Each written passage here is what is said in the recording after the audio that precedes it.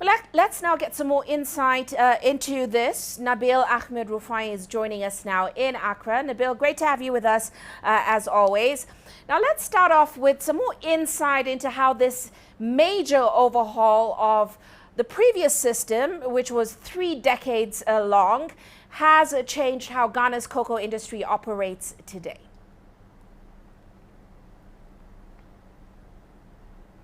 Well, Uche, first of all, there's going to be a significant shift of the financial responsibility from the regulator, Cocobod, to now the private buyers.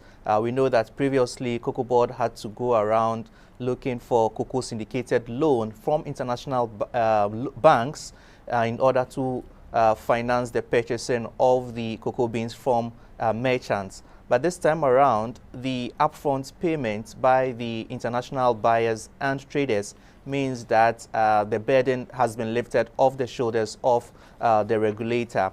Now, the international buyers will have to make the upfront payment, and then Cocobod would have to now focus on logistics and then oversee the shipment of the cocoa to the buyers, and that's the major thing that is going to be focusing on at the moment. Uche. Well, Nabil, it certainly seems like this shift is a good thing for Cocobod. As we mentioned, it is helping to cut their costs. But there seems to be quite a lot of concern around the risk that this new system poses to private players in the industry and also the Ghana's cocoa sector as a whole. Why is that?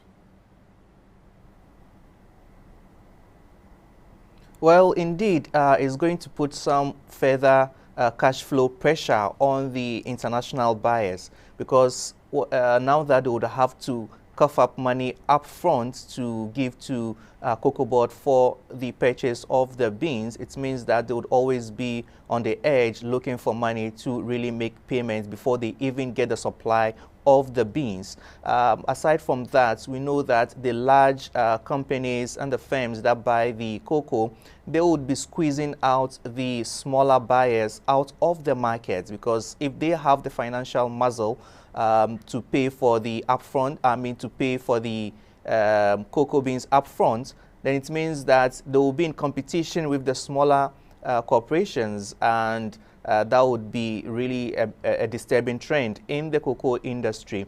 Aside from that, we know that there's a likelihood of a price volatility, because if the global price of cocoa should fall, what it would mean is that the international buyers and traders have already made upfront payment at a certain rate, and they risk getting heavy losses if the global prices should fall after they have made the payment.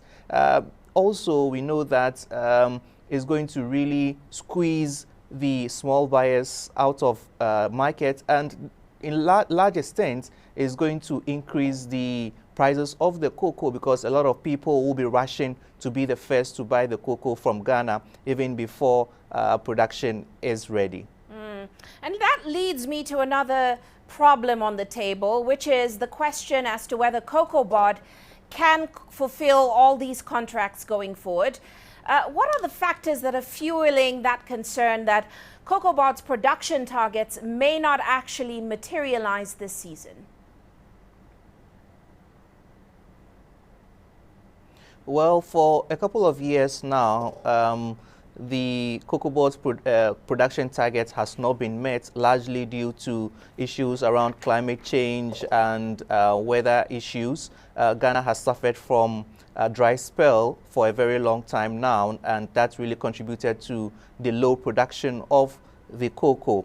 So these are legitimate concerns, because if going forward the country should suffer some long dry spells, then it means that the farmers will not be able to meet the production targets. We also have issues around pests and diseases that are ravaging cocoa farms across Ghana, and also because of that, the farmers are not able to really ramp up production.